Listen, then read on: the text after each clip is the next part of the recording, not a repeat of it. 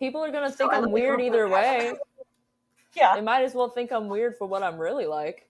Hey, hi, hello, and welcome to the Queer Vision podcast. I am one of your co-hosts and co-founder of Queerolina, Koee Star, or Koee of Becca. This is... Hi, I'm Becca. Today we sat down with Dykey Way, a burlesque and drag entertainer. You can find them performing around the Raleigh Triangle area. And we just talked about life, college, how they got into drag. Yeah, how they got into drag, the little weird creature that they are, and love being... their illustration work, their behind the scenes work, a little bit about sewing, and just creativity in general. So they drop a lot of little cute nuggets of wisdom and just off the wall shit. So it's really fun and you should keep listening.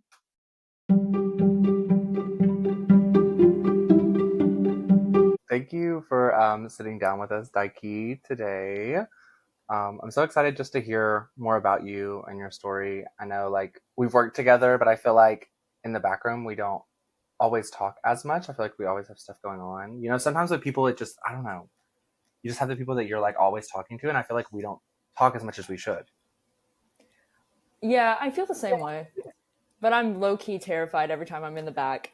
I'm like, oh, hello! No, it's overstimulating in the back room of gigs. Like, oh God, it's awful. And I'm just like...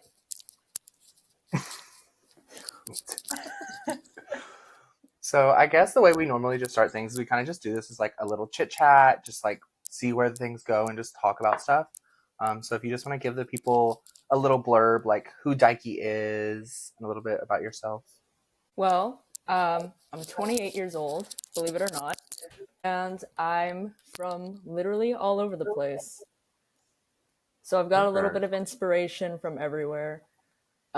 Moved here from Memphis about 3 years ago. So the whole North Carolina scene's very new. You know, had to tighten up my stitches for it. It's fantastic. But Dykey as a character, he's just my stupid little frat kid. I love him. He doesn't have all of his brain there, and he switches out his parts depending on what he wants to do. I like that, actually. Like, I don't know, the analogy of that, like being able to... Because I feel like with my drag persona, I also am like, yeah, I'm a shapeshifter. So it's like being able to have that duality. I'm a little Frankenqueer. Very that. It fits. Me, myself, I'm agendered. So literally nothing. I could be anything I want to, but it's always just me. Okay, so what pronouns do you go by in your normal life versus as Dykey Way then? Honestly, I keep it the same. I use they, he, and it. Because, God, I am that thing over there. That's for sure. So you said you moved from Memphis? Yeah. I spent most of my life in Memphis. I was born in Boston, went to Memphis, went to Ohio, went back to Memphis. And that's where I kind of like simmered out. I grew up in Northeast Tennessee, so not like the same neck of the woods, but I was in Tennessee, so... Oh, buddy. So you know. Yeah, oh, buddy is right. Where did you live in Ohio? Columbus. Okay, that makes sense. Oh my God. I don't recommend it. No. Like, shout out to Ohio, but y'all can keep that. No shout out to Ohio. She's from Ohio. I'm from Ohio. I know. How about we shout at Ohio? That fits. The only time I like Ohio is whenever you go into a room and people yell, OH! And then like 1,000 people respond, IO! That's the only time I'm proud. That's the only time. Yeah. So you said, so you just moved from Memphis 3 years ago. So you said you stayed there for the majority of your life? Yeah. I spent like the 3rd grade up to the 6th grade in Memphis, and then I moved to Ohio from then to freshman year of high school, spent a semester there, came back down, and from then on, I finished high school, I finished college, I graduated with my Bachelor of the Fine Arts with illustration, with a track in comics. Very specific. I like to do illustrated kind of things, so it kind of works out. Using the degree. Yes. Yeah, I know when we were talking like with Buttons and Backstitch, I think Buttons mentioned something about like a little comic and things. Are you the illustrator of said?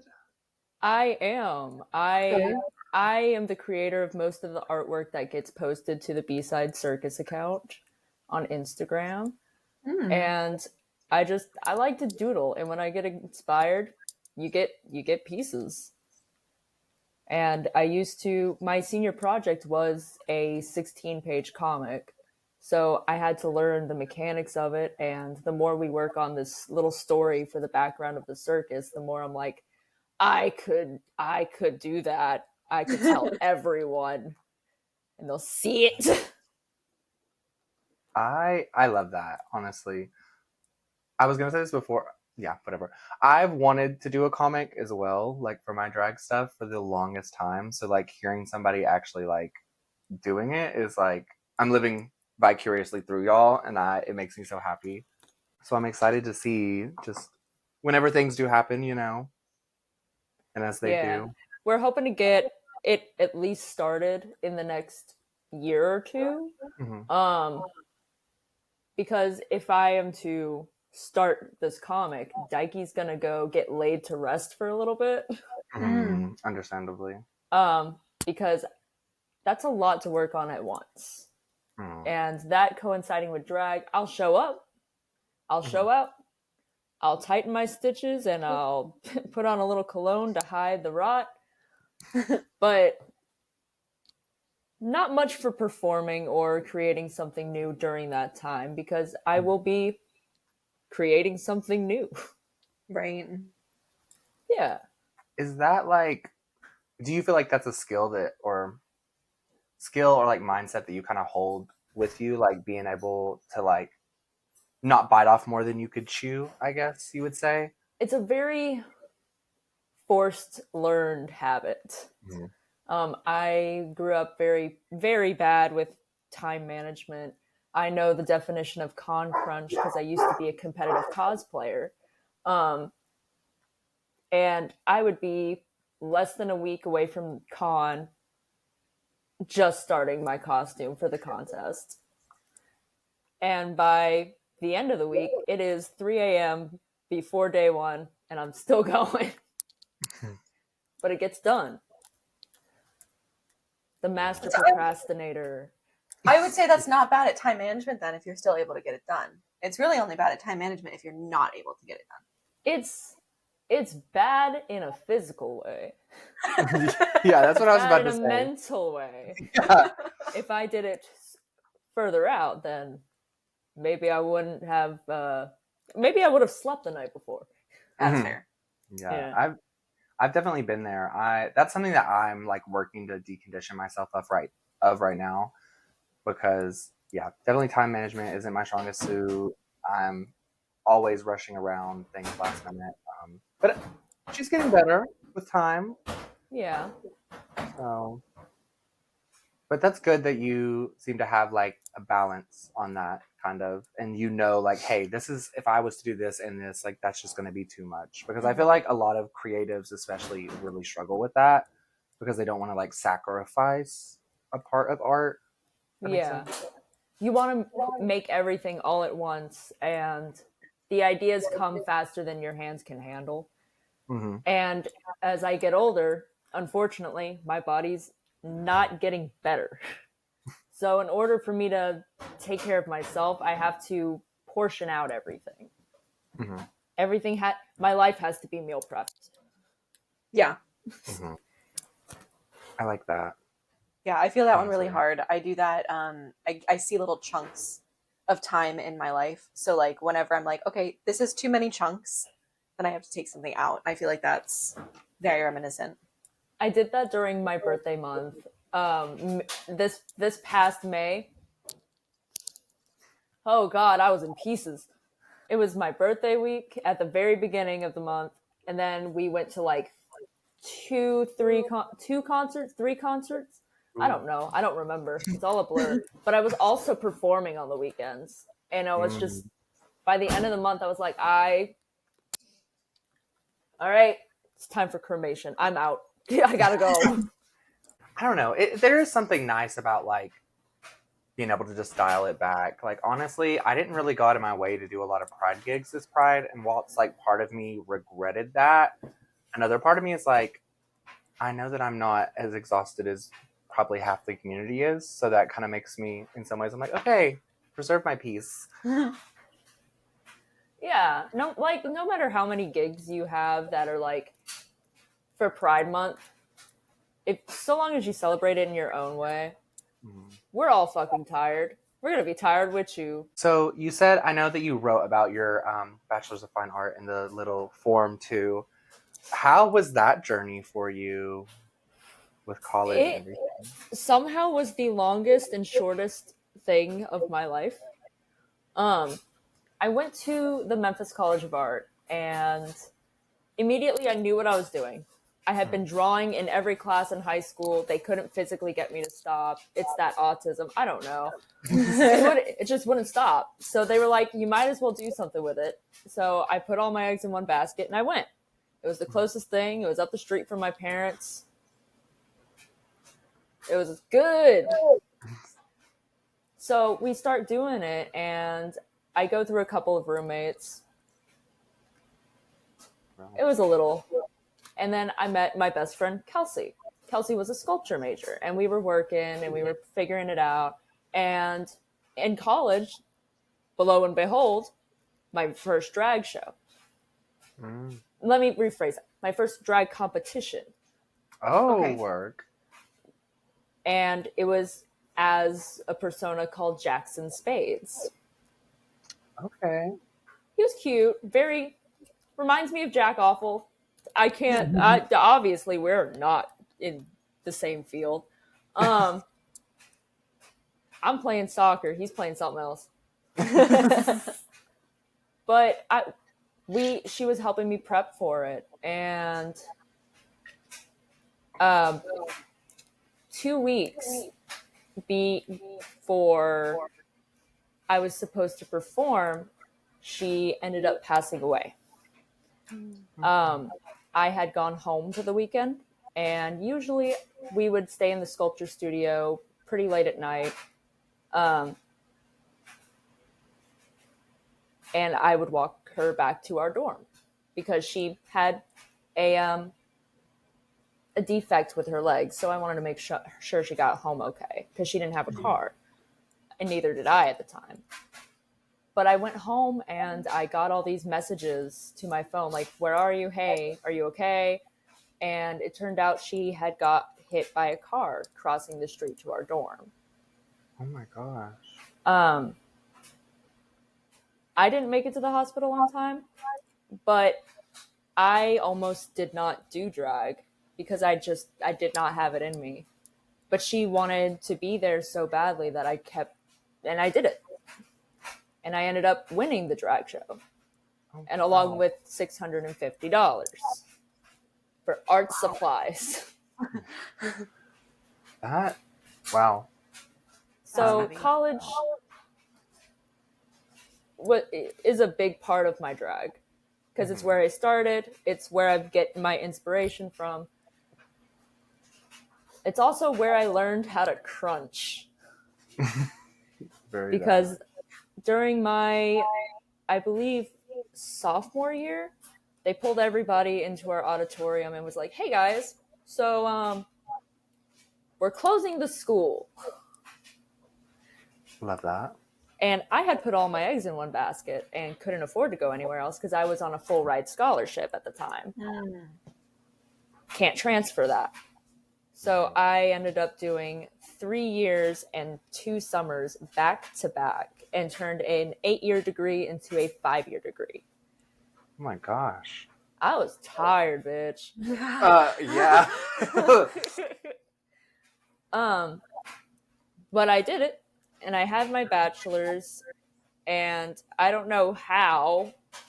I don't remember half of it. I failed a class so badly one of those summers. He wanted a 5-page essay every week, 10-page essay every week about a bad movie that the class was called Bad Movies and Why They Suck. I have a screenshot of it. I have proof. I have receipts. But he wanted a 10-page essay? No. Yeah, that's crazy. That's a No. lot. So I showed up every day. I knew I was going to fail the class, but goddamn, I was going to watch some bad movies while it happened. That's better than me. I would not have shown up to class. Oh no.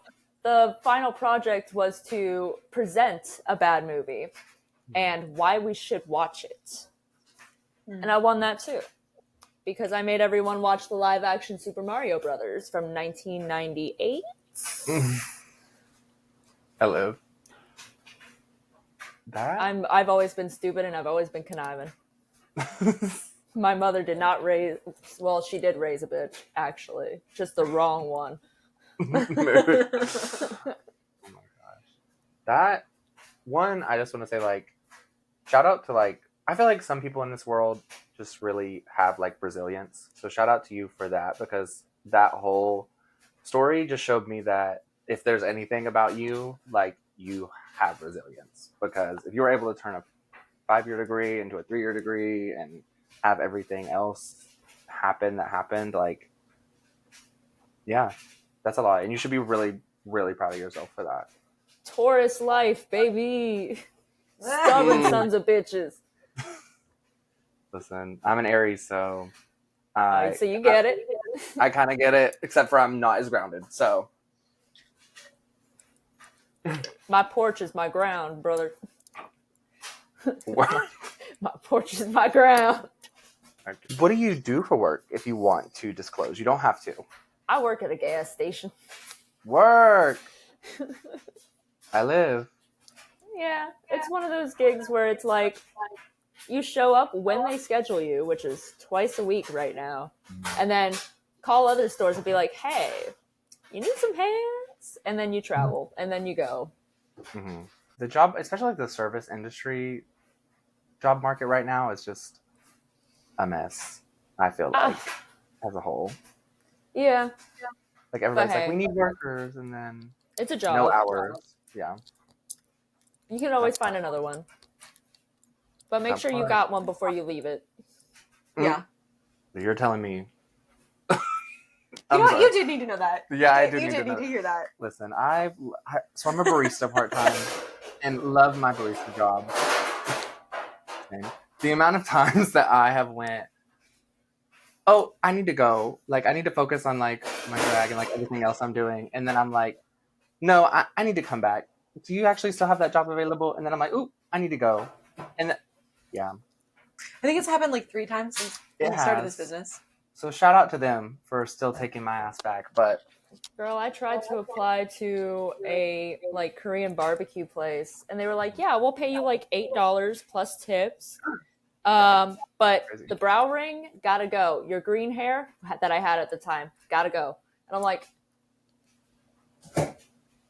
"You want to pay me $8 and become a cis person?" That's somewhere that I'm at too. I'm like, I feel like I can't work a job if it's going to make me dull myself and they're not going to accept all of me, you know? Yeah. I'm really grateful for where I'm at right now, that I'm able to, like, be myself for the most part. Because a lot of people don't have that luxury, and I can't. It's not for me. I can't do it. I'm trying to look into more like queer-friendly spaces or even small businesses where I could be like, some muscle. Because when don't you need some strong young men to help you lift that thing over there? So you started drag in Memphis, you said. Yes. So what is the scene like over there? Did you do it for a while there, or? I mixed it with my cosplay. So I did it at conventions because my friends, I say friends and family, it's my friends and like my found family, which is family regardless, help run the convention in Memphis, the Anime Blues Con.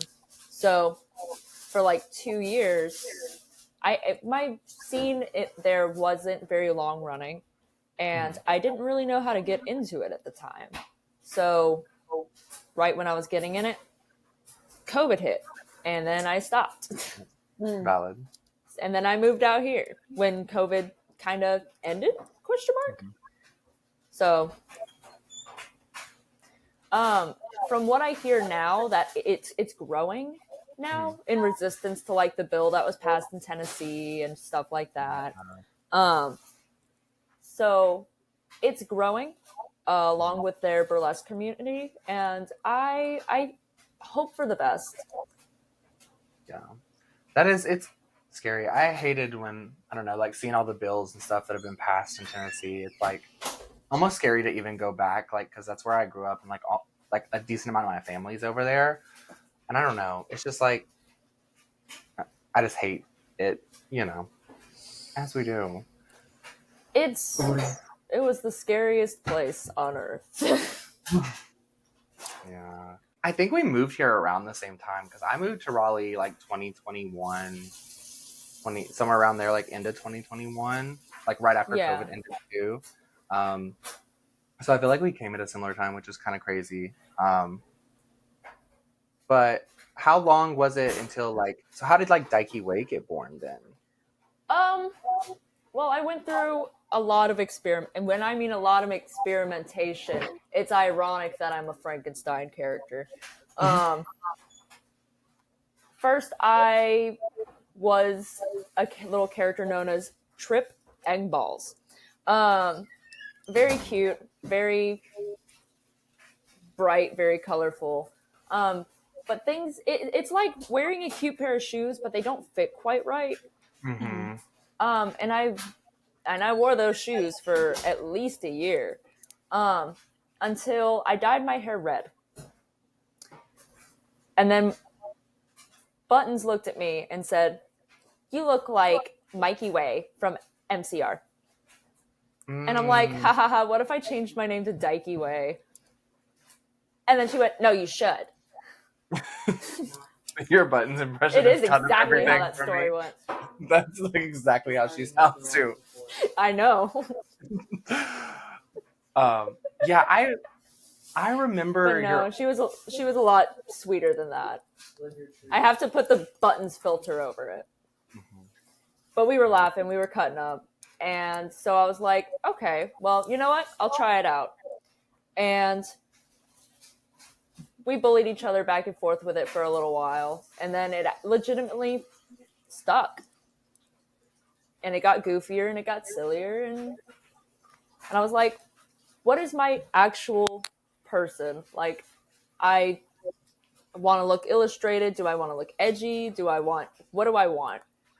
And Buttons and Backstitch, they're my roommates, so I see them all the time. And God, I know they're clowns. You can smell it. Cotton candy and popcorn right there, bitch. What? I didn't know what the smells were that we were smelling, but Cotton candy and popcorn. that's good. But I was like, I like the clown look. I've done a couple myself, but it's not my look. It's not my scene. And then I got to thinking, and I was like, what is the one thing I'm obsessed with? Frankenstein. No Yes. matter what. I've watched so many Frankenstein movies. It's my favorite book. I believe I have a copy. If I don't, it's about to change. Um, but I would go on rants. Done, I love brainstorming pseudosciences when it comes to writing or mechanics or creepy things like that. I love horror films. I love slashers. I love the creepy and the icky, but I also love satire, almost Chucky in a way. Yes. And I was like, I am my own patchworked creature. I am what parts I decide to have and what parts I decide not to. I don't have to be the same person every day, and neither should my character. And Very so nice. Dykey Way switches out his parts, and sometimes he feels femme, sometimes he doesn't. And he's bright, he's colorful, he's stupid, but God, he's doing it. Yes. One thing I love about like all three of you is that the branding is just so good, and the way that you all look at like your personas and characters. I don't know. I love it. Because I can tell there's so much thought that goes in with all of you.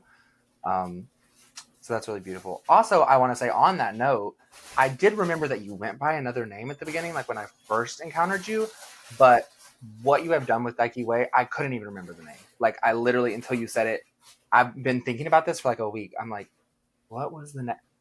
It's gone. It had been erased. So I don't know. The only thing left on my name is maybe my left arm. So what's your favorite thing about being a performer? If I'm putting on like a costume, my headspace immediately goes to that place. I have a disorder for it and everything. It's fantastic. But in that moment, I become somebody else. And it's in a weird way. I don't have a better way to explain it. I'm the king of weird analogies. Wow. It's like bringing my illustrated fantasy, like the ideas, like the storyboarding in my head, putting it on stage and making it real and making it come off the paper just by a little bit, just for a little while. It's like seeing your comic get a movie, but you're the star of it. I like that. So you get that attention and you get that spotlight and you're like, whoa, the razzle, the dazzle. I'm like, yes, I'm not a loser. But it just makes me feel good. It makes me feel enjoyed, wanted. And it makes me feel special in a way that doesn't separate me from everyone else. I really like that you highlighted that point so like authentically and honestly, because I feel like a lot of performers, and I've even caught myself doing it sometimes, I feel like some of us like to like, I don't know, always put on the front that it's like, oh, like it's not about us. Like I just want to make sure everybody else is like entertained. And like while that's a big aspect, another aspect is like, girl, I like the spotlight. Like it is nice to like have people focus on you sometimes and to feel wanted. Like everybody wants to feel wanted. So Yeah. it's understandable that being on that stage.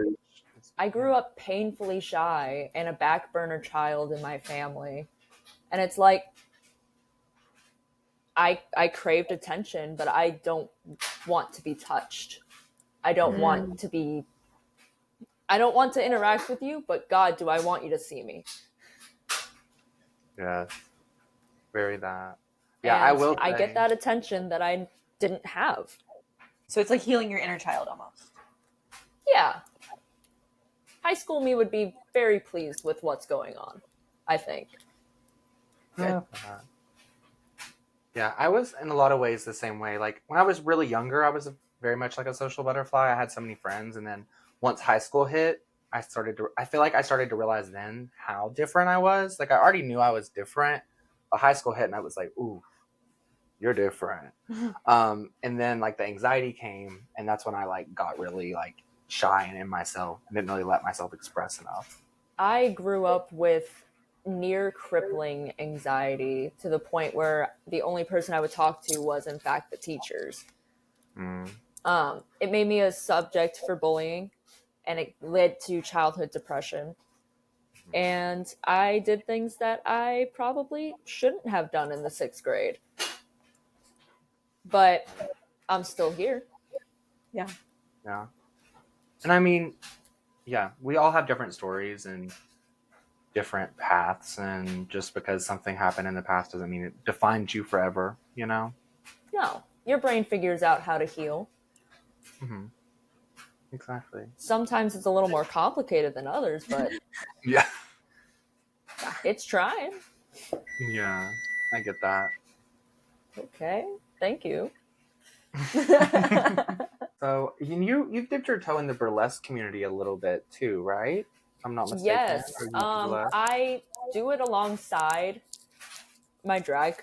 I do some draglesque as well. Mm-hmm. I also use Dykey Way. I went by 2 other names for burlesque until I was like, but what if I just didn't change nothing? What if I just stopped putting myself like in so many different fonts? Mm-hmm. But I went by Angelique Ledust and I went by Stevie Tricks, and neither of them stuck quite well, and then I just became Dykey. I started Yeah. performing burlesque as Dykey. So maybe this is self-explanatory, but okay, so I'm not in the drag world. I'm not in the performance world. What is draglesque? How do you merge the two? Well, when a drag person and a burlesque person love each other very much, when I should know. it's basically the same idea. When you have I love to do a lot of things. I love different craft. Mm-hmm. And I picked up burlesque as another side hustle. I was going through a really bad time in my life, and I was like, I'm gonna fucking say it. I started doing drag again here in Raleigh and burlesque because I needed money. Real. I was homeless at the time, and I was not in a good relationship, and I was like, I need to do something. I need to go, and it just kind of took off. But what the fuck was I saying? What was the question? How You were asking draglesque. How do you what put drag that together? Right. I really like doing drag, and I really ended up liking doing burlesque. The art of the tease. It's sassy. It's playful. It's drag, but with a lot more skin. It's it's like being teasy and bratty, but in a safe way. Okay. And when you mix drag into it, you can do whatever you want. I could be up there taped back and have a full heart on, and everybody be like, "Oh my god!" And you're just, instead of being very like your natural form, you can tweak it a little bit. Mm-hmm. You can up it up a notch. It's basically the same thing, but just in a different font. That's kind of what I've heard and gathered as well. Yeah. I've been trying to like dip my toe in a little bit more. I need to really look into like the amateur kind of shows. Because I feel like, I don't know, I'm already half naked on stage most of the time. Literally. So what difference? I've noticed. Yeah, Bitches get hot. Yeah, it's just You're tall. I know tall people get hot. Very that. Heat rises. I pray for y'all up there. That's crazy, actually. But yeah, I don't know. I really do love the burlesque community. What I've seen so far, it just seems so it seems so inviting. It is. And it's cool to like. Yeah. Sorry. It's very good. Like in comparison to drag frat to burlesque sorority, they coincide. Yeah. So how many years total have you been performing? I only spent like 2 years performing in Memphis, and it wasn't very often. It was like maybe a show a year. But I really started doing drag itself only 2 years ago. Yeah, and I started out with Miss Ruby LaCour at Glitter Hour, as most of us did. That's what I was about to say. Yeah, as most of us did. Love that space. I took some of the walls.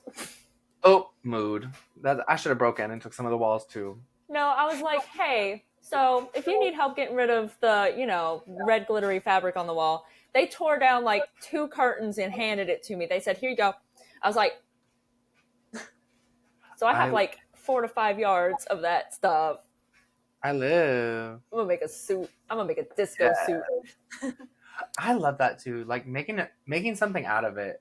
Okay, I'm so glad you said that actually. Let's talk about you making things. Because I know that you made that coat for Backstitch, right? Yes. The one that you wore at the battle? Okay. So how do you sew often? What's that like? I make I make a lot of what the circus puts on. Like we have a lot of things that we find and we upcycle and whatnot, but things that are made from scratch, I've made a lot of it. Backstitch has started sewing, which is really awesome, and I'm loving what he's putting out so far. He can make pants. I can't make pants. I don't want to make pants. But if it's like jackets or jumpsuits or odd masks or prosthetics, and like I've made whole mouth pieces, like tusks and whatnot. I've made mandibles that connect to my teeth so I can talk with them. I love that. I like using my hands. I like to create. Yes, I was about to say, you definitely seem like the tinkerer of the group. I'm the tinkerer, yes. And I live. You catch me at Scrap Exchange looking at what I can tear apart. Okay, Scrap Exchange is the shit. It is the shit. Can I confess? I really have never been to a Scrap Exchange, or never really knew what it was until we started doing these interviews with people, and they say Scrap Exchange. I have wonderful news. I'm about to take your ass to Scrap Exchange. Please do, because I want to go. We're going field trip. Yes. Because everybody's always talking about it. We'll make a day out of it. We should. It's really nice. It's just got a lot of things that people would normally throw away because it's not like it's open things of creative things. But then like they sell it at a pretty good price. A very good price. Yeah. And sometimes they got shit outside that's like, hey, free stuff. Period. And not only that, but Scrap Exchange is not only that craftsman like knick-knack warehouse, but across the street they have Scrap Exchange, the thrift store. And by across the street, I mean like they're positioned like this. Oh wow. So they have the whole things and the not so whole things. Yeah, literally like so I'm a professional organizer, and like clients of mine will literally donate stuff, and there are times where I'm just like, okay, this is fabric that it's just in scraps, like, and so I'll just take it over there, and they unload the car for you and everything. Really? Yeah, you just pull up, and then they're like, okay, what's in this? Is it clothing or is it scraps? And I was like, I've gotten rid of so much paint because I have 3 drawers. Well, I had 3 drawers of nothing but tubes of paint. And I got it down to 2, and I took all of those like half or full paints that I just don't use for the crafts that I use because of their texture and how they present or how they like crack or whatnot. And I'm like, Scrap Exchange it goes. There you go. Come on. Yeah. That's the fun part about being a creative person is I feel like for every craft that you want to try, there's like 100 people that have started it and didn't like it. So you can just like, if you can find those people, then you can just be like, let's just, here, look, I'm not into photography anymore. And then they're like, I'm not into quilting anymore. And you can just be like, pop, pop. Exactly. Yeah. Bring back bartering. Well, it's still here. It's just you got to find the people first. I know. That's the part. That's the problem. I will use whatever I can get my little hands on. If I've got this like odd piece of jewelry, I'll take it apart. Like I've got keychains on my ears. Yes. I live. Yeah, I love when people just customize shit. And I need to like get into it more. I just get so lazy. But I'm about to be on my customization game. And maybe I won't. We'll see. Come to the craft hole. Okay, the craft hole that needs to be like a place. Can you vlog it when you do it so I can live vicariously through you when I don't want to leave my house, but I want to see people create? We'll set you up on the iPad. Yes. We'll get the portal out. I'll be here like knitting and watching you. Exactly. I'm making jewelry. I'm making clown collars for no reason. Other than I want to. That's how it should be. Yeah. We literally talked about that today. Like, that is, like, I feel like when people lose sight of, when people stop creating to create, that's when you get in murky waters, I feel like. Yeah. After college and the past few years, I abused my artistry. I was like, I'm desperate. I need money. And then it turned into a job that I hated. And now I'm like, I've been illustrating my D&D character for about a week straight now. I've gotten to the point of pulling out the Copics that I haven't used in over a year. I'm like, I need it. And like, I feel like there is something to say, like, using your skill you know, when you have to make money. Like, I don't think anyone should feel bad about that, but I also No. think But you when it have to. starts to not be enjoyable whatsoever, and that used to be your passion, that's a problem to me. Yeah, I've been there for sure. I mean, that's when I started makeup and I did makeup like as my full career, and social media was my full career. It definitely got to the point where it was like, oh, I've lost the balance a little bit, and Yeah, I it's used to easy do to that do. on TikTok with cosplays. Yeah, it's hard. Social media can be. Social media feels so demanding at times. It's I'm like, so bad at posting on my Instagram. I get it. yeah, No, you Honestly, will neither only do. see show posters. You will only see show posters because I don't know how to talk about myself. I can't be like, "Hey guys, I post a picture." Ta-da. see, you need to just do that. We've leaned into that branding, and it Literally. works. Yeah, I'm telling. it's gonna turn into, "Hey y'all, saw a duck today," and it's just And then pan to the pictures duck. of drag, and then Not, like yeah. holding a duck viciously. No, I live. I can see you just like crawling. This is like, don't take this as an insult. I mean this in the No, go highest ahead. compliment. I can see you like crawling out from behind a couch. Being like, hey Oh, y'all. because I will. And Yeah. I've drawn my drag people doing that. Yes. See? Oh, I live. I I'm a handful. I have such severe ADHD that I have to be Mhm. watched when we're in public because I will be climbing on shit. I'll be like, "Y'all, look at that," and I'm trying to get in it. I'm sorry. I can't be in more square by myself. I'm in that fountain. Not in the I'm fountain. like a goddamn dog. I'm like, "Yes, the water." But come on, free will. I abuse my free will. You I'm know out here what? like God made me in His own image. See, this is what I'm saying. Now I want to see a video of you in the fountain, in full drag, and you being like, "God made me in His own image." Like I would live. I would retweet, I have drawn repost. Dykey Way saying that Yeah. because his brother Gerard Gay was like, "Look at him and tell me there's a God," and he's back there like, "He made me in His own image." Maybe I'll post it on the circus account and be like, Yes, "Hey you need y'all, this to. is who you're trusting right now."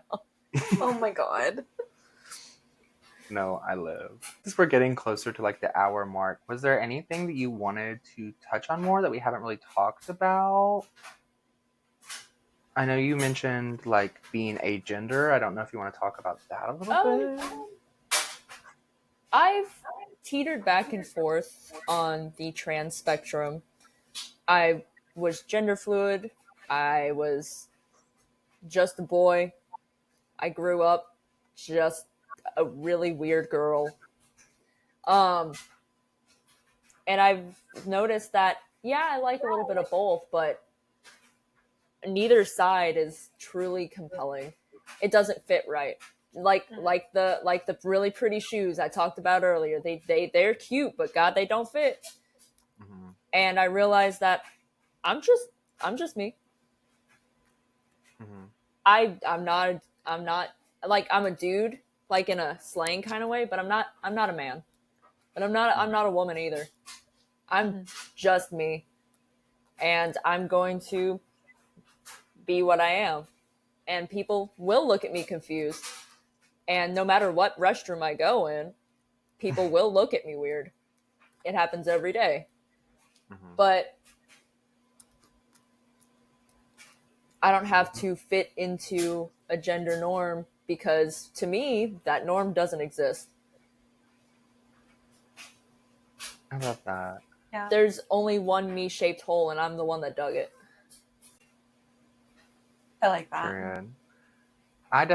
I see a lot of like myself in that too because I've been so all over the trans spectrum. I transitioned once completely when I was like younger and like changed my name and everything socially, and then when I first got into the drag community, I was very trans femme and was on hormones and all that, and then like you even said, it kind of felt like, oh, I'm just putting myself in another box, and it doesn't, like, while I like this box, it doesn't fit me quite right. Right. And so um I stopped trying. I was like, I'm just gonna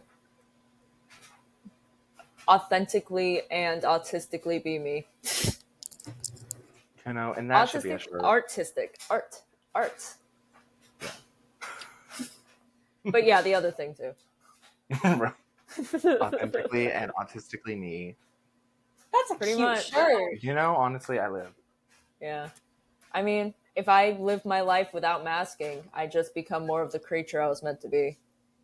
I think love we that. could all learn from that too, though. Mhm. Like, I feel like that's something that, like as a cis woman, I feel like I've always been expected to be more femme. Yeah. But like, I'm also like, okay, like I'm getting old enough, and I'm just like, fuck it, okay. People are gonna think I I'm look weird like- either way. Yeah, They might as well think I'm weird for what I'm really like. exactly. That's so real. And that's like, I think that's where people need to be more. And that's kind of where I feel like I'm glad that I'm getting back to, because I was there for a while, and then, you know, sometimes things get murky and it's like, but yeah, people are gonna have thoughts regardless. So might as well let them think whatever they're gonna think and be authentically me everywhere I go. The rules are Exactly. made up, and points don't matter. Yeah. Exactly. What points? I never got no points. I ain't getting no prize either. Who the hell's keeping score? I hope it's Steve Harvey. Ugh. That's actually if I get wherever is after this in the afterlife and it's Steve Harvey, I'm turning around. If Steve Harvey is grading me on how I lived this life, It's like, what are the top 5 things you did in your life? Be a fat thing.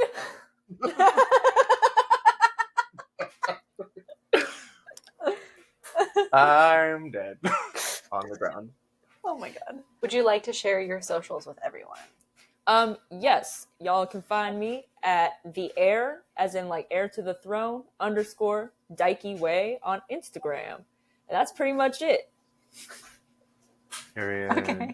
And if you follow And B-Side the Circus, B-Side Circus, I run that as well. Surprise, surprise. I've never told anyone this. You're the first to know. I'm the Wow. man behind the mirror. I mean mask. I mean curtain. What?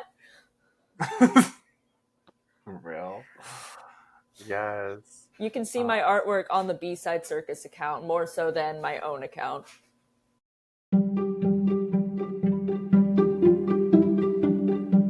Thank you so much for listening to this episode of The Queer Vision. We hope you enjoyed meeting Dykey Way as much as we did.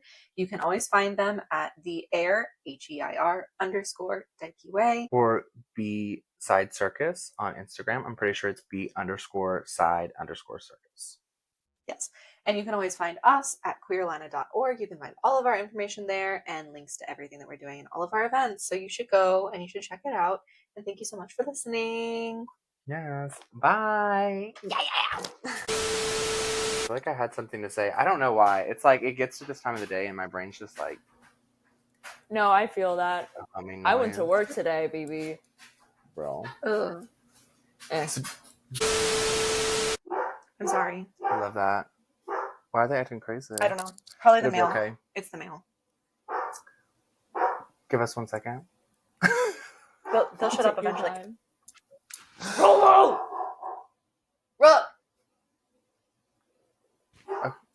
Roll! Well. Anyway. Welcome. Thank you for sitting down with us. It's just gonna get worse. I know. Why You're is gonna he hear being it. like that? I don't know. I'm gonna stop. I'm sorry. Give us My 1 dog's second. an idiot. Normally he's not crazy barking. Shut up. I love that he immediately stopped. Yeah, he knew. He's being a brat. He's an attention whore. Oh, Much like cowabunga.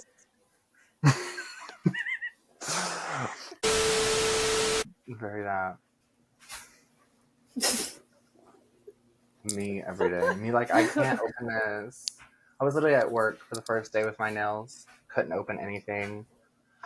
Literally us on Abby. Saturday. Yeah. I was like, somebody needs to help me. I use a So, pen. I don't have nails, period. That's fair. bro, you. I forgot what I was gonna say. Okay. Yeah. My brain is not working right now, so I know. She's usually the one, like, when my brain goes away, she has I questions usually stacked. am. And not today. You know, sometimes your brain has to stop working. I'm sorry.